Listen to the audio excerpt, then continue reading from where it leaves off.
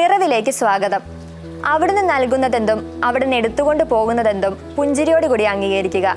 ആവശ്യപ്പെടുന്നത് അത് നിന്റെ സത്പേരായാലും ആരോഗ്യമായാലും നൽകുക എന്നതാണ് ആത്മപരിത്യാഗം.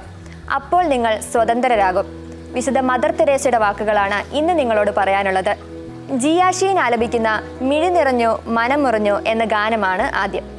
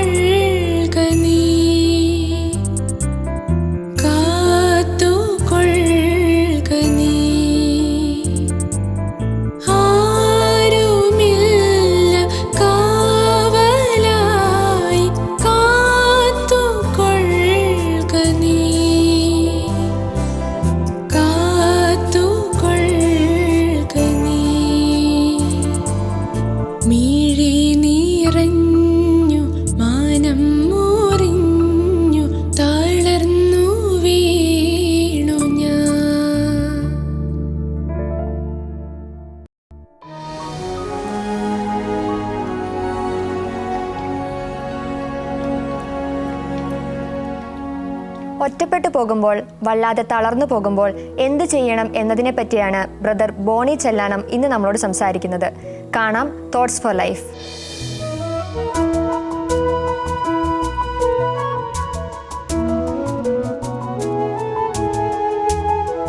ഇന്ന് 2 വ്യക്തികളുടെ ജീവിതങ്ങൾ പറയാം, അല്ലെങ്കിൽ 2 സംഭവങ്ങൾ പറയാം.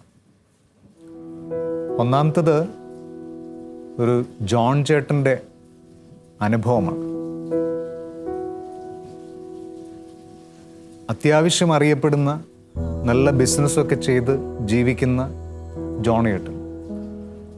4 മക്കളാണ്.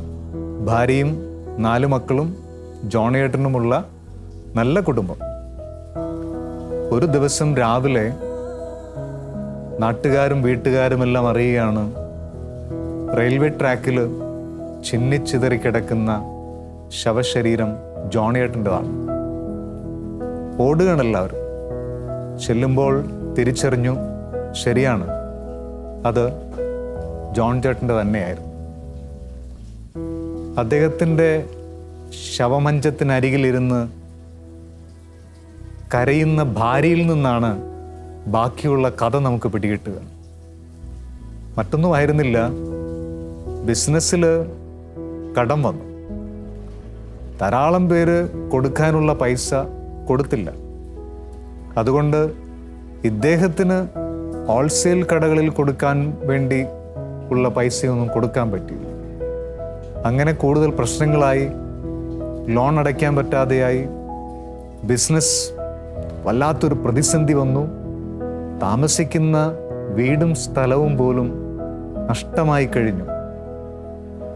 ഭാര്യ പലപ്പോഴും ആശ്വസിപ്പിക്കുമായിരുന്നെങ്കിലും അതൊന്നും അദ്ദേഹത്തിന് മതിയായിരുന്നില്ല. വല്ലാതെ നിരാശപ്പെട്ട ജോണേട്ടൻ കുറെ നാളുകളായിട്ട് ആരുമായും മിണ്ടില്ലായിരുന്നു. വീട്ടിൽ ഭാര്യയോടോ മക്കളോടോ ഒന്നും തുറന്നു പറയാൻ പറ്റാത്ത രീതിയിൽ മനസ്സ് വല്ലാതെ നിരാശപ്പെട്ടു പോയി. ഒരു പ്രത്യാശയുമില്ലാതെ അവസാനം ജോണിയേട്ടൻ എല്ലാവരെയും തനിച്ചാക്കി 4 മക്കളെയും ഭാര്യയെയും അങ്ങ് ഉപേക്ഷിച്ച് ഈ കടമെല്ലാം അവരുടെ തലയിൽ വെച്ച് അദ്ദേഹം ജീവിതത്തിൽ നിന്ന് ഇറങ്ങിപ്പോയി. ഇനി ആ ഭാര്യയ്ക്കും 4 മക്കൾക്കും ആരുമില്ല, ഒന്നുമില്ല, കടങ്ങൾ മാത്രം. മറ്റൊരു സംഭവത്തിലേക്ക് നമുക്ക് പോവാം. നഗരത്തിൽ നിന്നും അധികം അകലെയല്ലാത്ത ഒരു ദേവാലയം. നഗരത്തിൻ്റെ വലിയ തിരക്കുകളൊന്നുമില്ല. ആ ദേവാലയത്തിൽ പകൽ സമയങ്ങളിൽ ഇടയ്ക്കൊക്കെ 1-2 പേരൊക്കെ വന്നിരുന്ന് പ്രാർത്ഥിക്കും. അച്ഛൻ രാവിലെ 11 മണിക്ക് പള്ളിയിലേക്ക് ഒന്ന് എത്തി നോക്കിയപ്പോൾ കർത്താവിൻ്റെ ക്രൂശിത രൂപത്തിന് മുമ്പിൽ ഒരു മനുഷ്യൻ ഇരിക്കുന്നു. പ്രാർത്ഥിക്കാവും എന്ന് കരുതി അച്ഛൻ്റെ ജോലികളിലേക്ക് പോയി. കുറേ സമയം കഴിഞ്ഞ്, ഏകദേശം ഒരു 2-3 മണിക്കൂർ കഴിഞ്ഞ് അച്ഛൻ അതിവഴി വരുമ്പോഴും ആ മനുഷ്യൻ അവിടെ തന്നെ ഇരിപ്പുണ്ട്. അദ്ദേഹത്തിന് എന്തോ അസ്വസ്ഥതയുള്ളത് പോലെ തോന്നി. പിന്നെ അദ്ദേഹത്തിൻ്റെ കണ്ണ് നിറഞ്ഞൊഴുകുന്നത് കണ്ടു. അതുകൊണ്ട് തന്നെ എന്തോ ഒരു വലിയ പ്രശ്നത്തിൻ്റെ നടുവിലാണ് ആ മനുഷ്യനെന്ന് അറിഞ്ഞ അച്ഛൻ അടുത്തിയെന്ന് അദ്ദേഹത്തെ വിളിച്ചു. ഇന്ന് വന്നേ. അച്ഛൻ വിളിച്ച ഉടനെ തന്നെ എഴുന്നേറ്റു. അദ്ദേഹം ആ മനുഷ്യനെ മുറിയിലേക്ക് കൊണ്ടുപോയി. അവിടെ ചെന്നിട്ട് ചോദിച്ചു, എന്താ, എന്തെങ്കിലും വലിയ സങ്കടമുണ്ടോ, പ്രശ്നമുണ്ടോ? ഒന്നും മിണ്ടാതെ അച്ഛൻ്റെ മുഖത്തേക്ക് നോക്കിയിരിക്കുന്ന ആ മനുഷ്യനോട് അച്ഛൻ ആവർത്തിച്ച് ചോദിച്ചു, എന്താണ്, സാമ്പത്തികമായിട്ട് എന്തെങ്കിലും പ്രശ്നങ്ങൾ? ഒടുവിൽ ഈ ചോദിക്കുന്ന അച്ഛൻ്റെ ആ ദിവ്യത്വവും ആ സൗമ്യതയുമെല്ലാം ആ മനുഷ്യനെ ആകർഷിച്ചു. അദ്ദേഹം അച്ഛനോട് പറഞ്ഞു, സാമ്പത്തിക പ്രശ്നമൊന്നുമില്ല അച്ഛാ, പക്ഷെ വലിയൊരു പ്രതിസന്ധിയിലാണ്. എന്താ? ഭാര്യയ്ക്ക് മാനസിക രോഗമാണ്. ഇപ്പൊ വല്ലാതെ അങ്ങ് കൂടി. എന്തെങ്കിലും ഒന്ന് തുറന്നു പറയാനായിട്ട് ദൈവം തന്ന ആളാണല്ലോ, പക്ഷെ ഞാൻ പറയുന്ന അവൾക്ക് മനസ്സിലാകില്ല എന്ന് വന്നാലോ? അല്ലെങ്കിൽ ഈ ലോകത്തിൽ നടക്കുന്നതൊന്നും അവളുടെ ലോകമല്ലാതെ വന്നാലോ? തകർന്നു പോകുന്ന അച്ഛ. അതൊക്കെ സഹിക്കാം. 3 മക്കളുണ്ട്. മൂത്തവള് ഫൈനൽ ഇയർ ഡിഗ്രി ആയ സമയത്ത് വേറൊരു ചെറുപ്പക്കാരൻ്റെ കൂടെ പോയി കളഞ്ഞു. പൊന്നുപോലെ വളർത്തിക്കൊണ്ടുവന്നതാണ്. എന്തൊരു സ്നേഹമായിരുന്നെന്നറിയോ? പോകുന്നത് വരെയും അറിഞ്ഞില്ല അച്ഛ. പോയി കഴിഞ്ഞപ്പോൾ അങ്ങ് മനസ്സിൽ വല്ലാത്ത വേദന. 2ാമത്തെ മോള് +2 പഠിക്കുക. +2 കഴിഞ്ഞു. ഇനി അവൾക്ക് പഠിക്കണ്ട. അവൾ പരീക്ഷ കംപ്ലീറ്റ് ചെയ്തില്ല. ഇനി അവൾക്ക് പഠിക്കണ്ട എന്ന് പറഞ്ഞ് വീട്ടിലിങ്ങനെ വെറുതെ ഇരിക്കും. ഏറ്റവും ഇളയത് ആങ്കൊച്ച. അവൻ SLC പരീക്ഷയുടെ ഇടയ്ക്ക് വെച്ച് ഇറങ്ങിപ്പോന്നു. അവൻ എന്തുകൊണ്ടാണ് ഇറങ്ങിപ്പോകുന്നതെന്ന് ചോദിച്ചതിന് മറുപടിയൊന്നുമില്ലായിരുന്നു. ഇപ്പോൾ സൈക്കാട്രിക് മെഡിസിൻ എടുത്തുകൊണ്ടിരിക്കുക. അവനും അമ്മയുടെ വഴിയെ തന്നെയാണെന്ന് ഓർക്കുമ്പോൾ ഞാനങ്ങ് വല്ലാതെ തകർന്നു പോന്നു. മൂത്തവൾ പോയി. 2ാമത്തവൾക്ക് ഇനി പഠിക്കണ്ട. ഇളയവൻ മാനസിക രോഗത്തിന് മരുന്നെടുക്കുമ്പോൾ ഞാനങ്ങ് ഒറ്റപ്പെട്ടു പോവാച്ച. അങ്ങനെ വല്ലാതെ നിരാശപ്പെട്ടിരിക്കുമ്പോഴാണ് പള്ളിയിലേക്ക് വരണമെന്ന് ആരോ തോന്നിച്ചു. ഉള്ളിലങ്ങ് തോന്നുകയാണ് പള്ളി പോയിരിക്കും. അങ്ങനെ പള്ളിയുടെ മുമ്പിൽ വന്ന് ഇരിക്കുമ്പോൾ പള്ളിക്കകത്തെ ക്രൂശ് രൂപത്തിൻ്റെ മുന്നിൽ പോയിരിക്കാമെന്ന് തോന്നി. അങ്ങനെ അവിടെ വന്നിരിക്കുമ്പോൾ ക്രൂശിലേക്ക് നോക്കി ഇങ്ങനെ പ്രാർത്ഥിക്കുകയായിരുന്നു.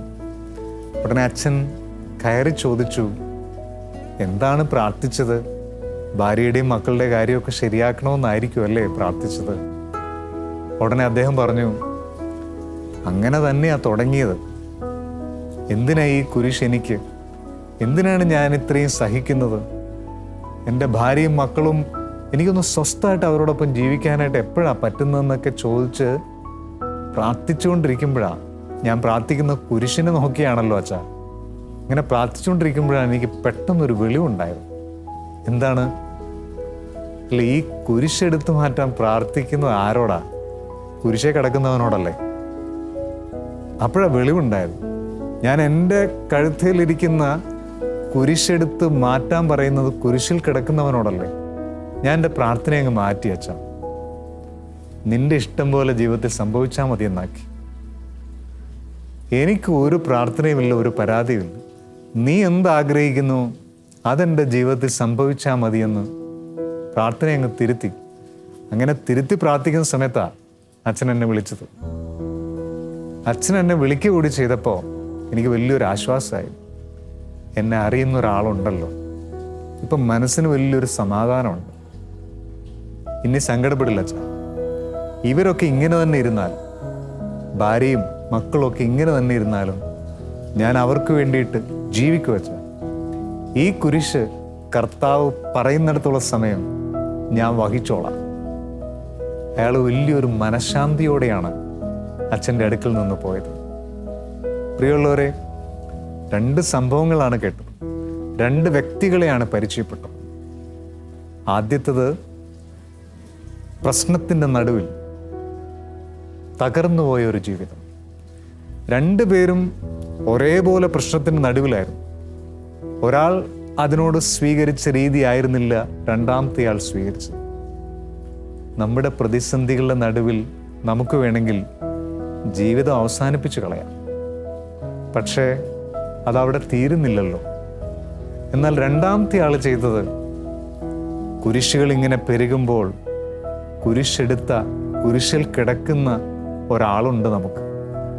ആ ആളുടെ മുമ്പിൽ പോയിരുന്ന തീരാവുന്ന പ്രശ്നമേ ഉള്ളൂ നമുക്കെല്ലാം. എത്ര വലിയ ഭാരം വഹിക്കുന്നവരാണെങ്കിലും അവൻ വഹിച്ച ഭാരത്തിനൊപ്പം ആവില്ലല്ലോ. അതുകൊണ്ട് തന്നെ അവൻ നമ്മളോട് പറയും, ഞാനുണ്ട് കൂടെ. പ്രിയമുള്ളവരെ, ജീവിതത്തിൻ്റെ പ്രതിസന്ധികളിൽ, ദുരന്തങ്ങളിൽ തളർന്നു പോകാനുള്ളതല്ല ജീവിതം. പിന്നെയും പിന്നെയും പിടിച്ച് കയറിപ്പോരാൻ കുരിശിൽ കിടക്കുന്നവൻ നമ്മുടെ മുന്നിലുണ്ട്. ആ ഒരു ബോധ്യം നമ്മളെ വളർത്തണം, നമ്മളെ കൂടുതൽ പ്രത്യാശയിലേക്ക് നയിക്കണം. നാസി തടങ്കൽ പാളയത്തിൽ പെട്ടുപോയ ഒരച്ഛൻ്റെ ഡയറിക്കുറിപ്പ് വായിച്ചിട്ടുണ്ട്. മനോഹരമാണ്. കണ്ണ് നിറയിക്കുന്ന അത്രയും സൗരഭ്യമുള്ള ഒന്ന്.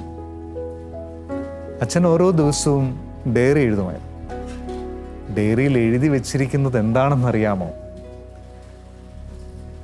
കടുത്ത മൃഗീയമായ ശാരീരിക മാനസിക പീഡനങ്ങൾ. ഓരോ ദിവസവും അച്ഛൻ എഴുതും. വിചിത്രമാണ് ഓരോ പീഡനങ്ങളും.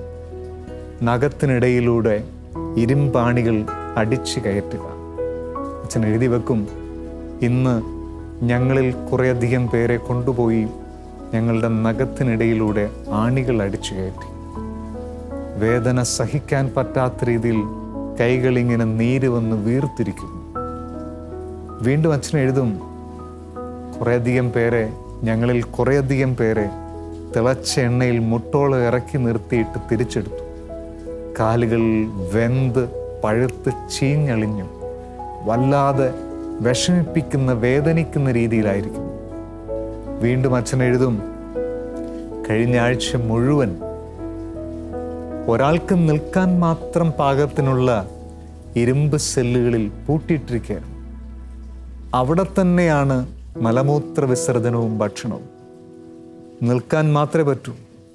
തളർന്ന് നിന്നുറങ്ങിപ്പോകും. എത്ര വേദനാജനകമാണ് ഈ അനുഭവങ്ങൾ, എത്ര ഭീകരമാണത്. പ്രിയമുള്ളവരെ, ഈ അച്ഛൻ മരിച്ചതിന് ശേഷം അച്ഛൻ്റെ ഡയറി കുറിപ്പുകൾ പരിശോധിച്ചപ്പോൾ അച്ഛൻ മരിക്കുന്നതിന് 4 മാസം മുമ്പ് അച്ഛൻ ഡയറി എഴുത്ത് നിർത്തിയിട്ടുണ്ടായിരുന്നു. അച്ഛൻ ഏറ്റവും അവസാനം എഴുതിയ ഡയറി കുറിപ്പ് ശ്രദ്ധേയമാണ്. അതിലിങ്ങനെയാണ് പറയുന്നത്, ഇന്ന് ഡയറി എഴുതാൻ ഞാൻ സിമന്റ് തറയിൽ എൻ്റെ ഡയറിയും പേനയും എടുത്ത് തലകുനിഞ്ഞിരിക്കുമ്പോൾ കൈകൾ വിറയ്ക്കുന്നുണ്ടായിരുന്നു.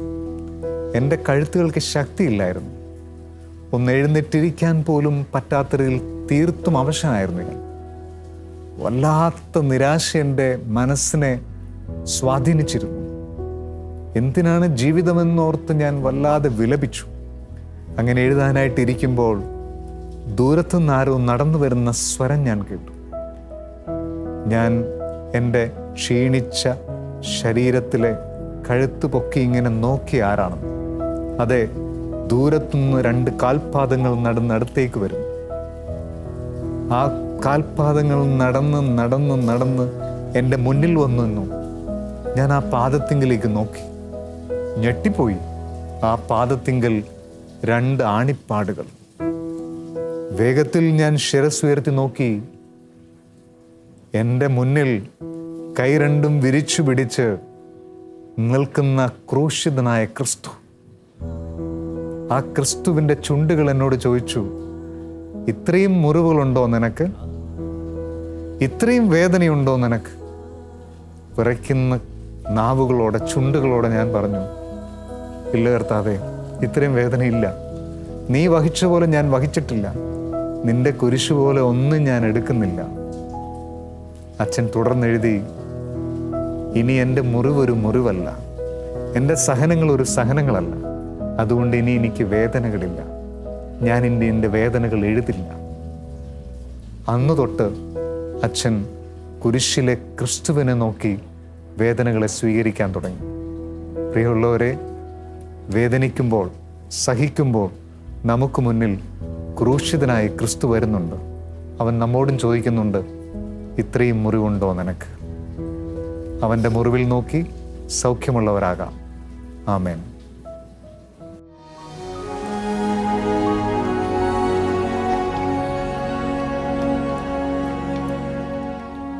പതിവ് പോലെ നിഷ ചേച്ചി റെഡിയാണ്. നമ്മെ ചിന്തിപ്പിക്കുന്ന പുതിയൊരു വീഡിയോയാണ് ചേച്ചി കരുതിയിരിക്കുന്നത്. കാണാം പോസിറ്റീവ് വൈബ്സ്.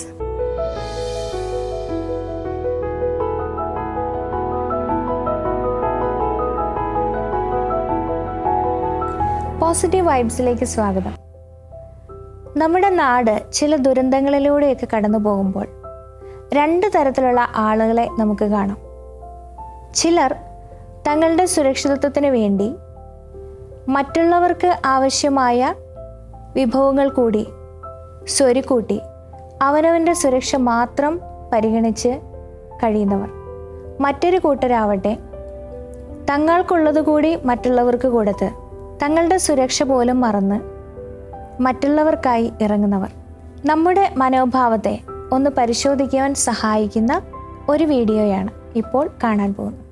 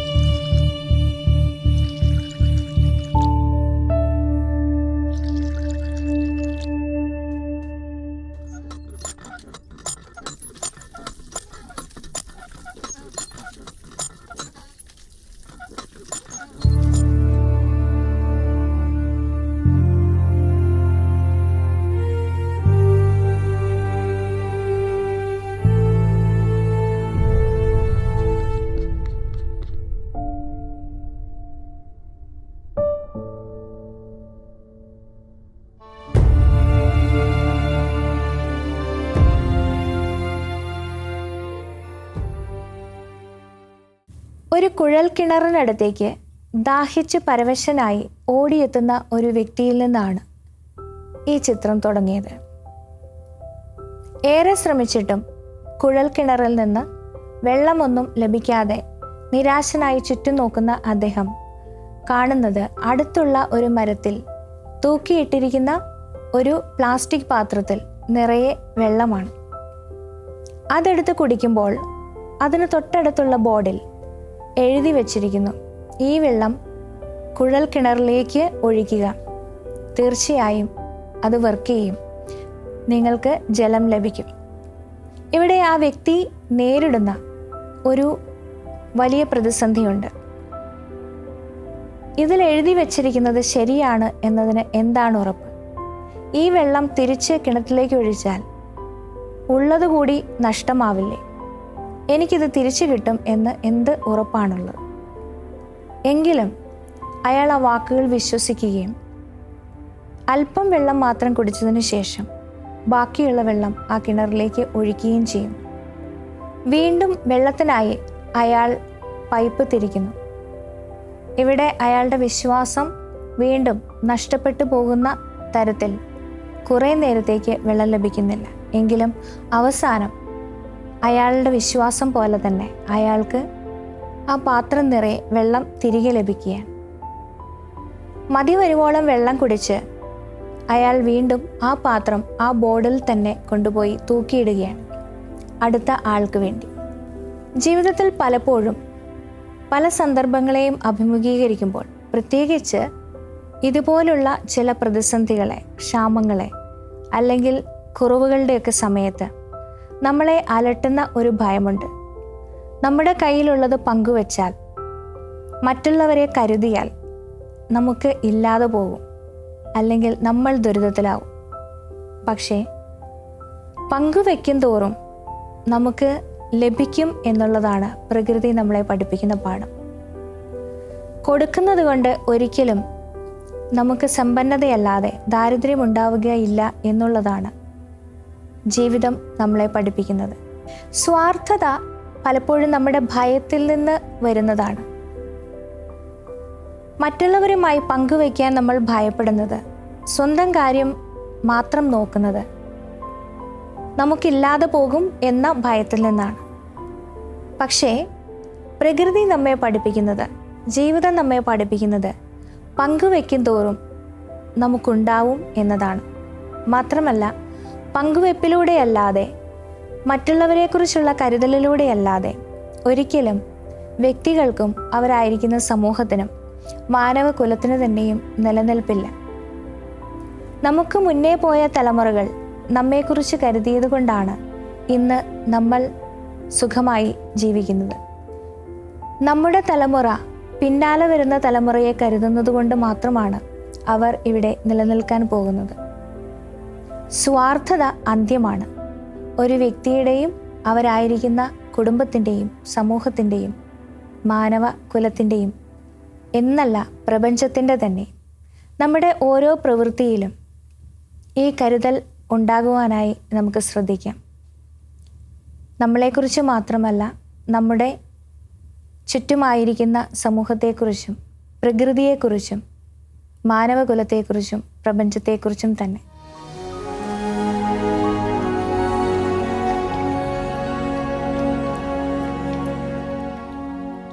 നിറവതിൻ്റെ യാത്ര തുടങ്ങിയിട്ട് കുറച്ച് നാളുകളെ ആയുള്ളൂ. എങ്കിലും നിങ്ങളിൽ നിന്ന് കിട്ടുന്ന മികച്ച പ്രതികരണം ഞങ്ങൾക്ക് വീണ്ടും മുൻപോട്ട് പോകാനുള്ള പുതിയ ഊർജ്ജം നൽകുന്നു. നിറവ് ഇവിടെ അവസാനിക്കുമ്പോൾ ഇന്നത്തെ പാട്ടും ചിന്തകളും എല്ലാം നിങ്ങൾക്ക് ഉപകാരപ്പെട്ടു എന്ന് വിശ്വസിക്കുന്നു. അഭിപ്രായങ്ങൾ അറിയിക്കുമല്ലോ. നാളെ ഇതേ സമയം കണ്ടുമുട്ടുന്നത് വരെ പരസ്പരം പ്രാർത്ഥനയിൽ ഓർക്കാം. ഈശോ മിശിഹായ്ക്ക് സ്തുതിയായിരിക്കട്ടെ.